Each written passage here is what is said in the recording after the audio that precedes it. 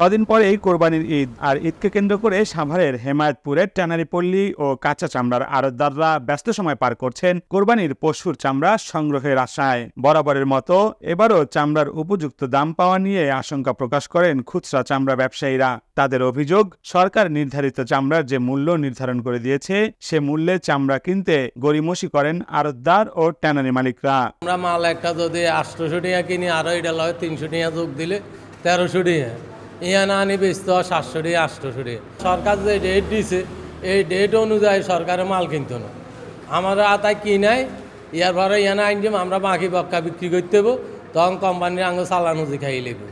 একটা চামড়ার 150 লবণ ট্রাক ভরা 30 টাকা, এখানে মনে কর আলুতে দিতে হয় 50 টাকা, আমাদের ঘুরি উল্টি লস হয়ে যায়। সরকার যদি লবণটার দামটা কমে দিত আমাদের একটা হলেও এই হইতো।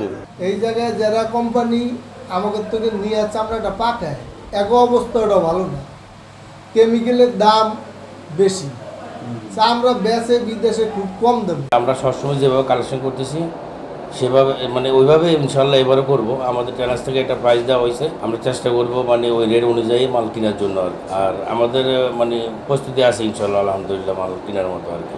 এবছর 6.5 লাখ থেকে 7 লাখ চামড়া সংগ্রহের প্রস্তুতি নিয়েছে কাঁচা চামড়া ব্যবসায়ী সমবায় সমিতির সদস্যরা। সংগঠনটির সভাপতি বলেন, ঈদকে ঘিরে এরই মধ্যে সকল প্রস্তুতি সম্পন্ন হয়েছে। চামড়া বিক্রি হয় সেখানে আমরা সানার কাছে বিক্রি করলাম না, কিন্তু কেউ না কেউ তো বিক্রি করবে, তাহলে আমি কেন খরিদ্দার হারাইলাম? আপনি টানারে বাড়া দিয়ে পয়সা খাইবেন আর আমি চামড়া বেচতে পারবো না, এটা দইতে পারে না।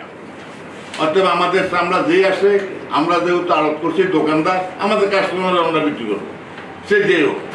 ট্যানারি মালিকরা বলছেন, বিগত বছরগুলোতে চামড়ার বাজারে নিম্নমুখী দরে ব্যবসায়ীরা ক্ষতির মুখে পড়েছেন। এর কারণ হিসেবে সিইটিপি বা কমন ইনফ্লুয়েন্ট ট্রিটমেন্ট প্ল্যান্টের সঠিক ব্যবহার না হওয়া ও LWG'র সার্টিফিকেট না পাওয়াকে দুষছেন ব্যবসায়ীরা বলছেন, এভাবে চলতে থাকলে আগামী কয়েক বছরে চামড়া শিল্প বিলুপ্ত হয়ে যাবে। এছাড়াও প্রতি বছর চামড়া নষ্ট হওয়ার যে অভিযোগ ওঠে সে বিষয়ে সাধারণ মানুষকে নিজ উদ্যোগে চামড়ায় লবণ ব্যবহারের পরামর্শ দেন হাইড অ্যান্ড স্কিন মার্চেন্ট অ্যাসোসিয়েশনের এই নেতা।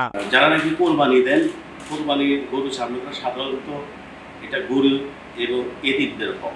তো অবশ্যই মাদ্রাসার যারা প্রিন্সিপাল বা বুজুর্গ যারা মুরব্বী আছে তাদের যথেষ্ট পরিমাণ লোকবল থাকে, ছাত্র থাকে, তাদের মাধ্যমে যদি লবণটা দেওয়া হয়ে যায় চামড়াটাও নষ্ট হবে না এবং তাদের প্রাপ্য তারা 100% তারা প্রাপ্যটা পাবে। বৈদেশিক মুদ্রা অর্জনের দ্বিতীয় বৃহত্তম খাত হিসেবে ধরা হয় চামড়া শিল্পকে। তাই চামড়া নষ্ট করে ফেলে দেয়ায় একদিকে যেমন দেশের ভাবমূর্তি নষ্ট হচ্ছে, অন্যদিকে দেশের সম্পদও নষ্ট হচ্ছে বলে অভিযোগ ব্যবসায়ীদের।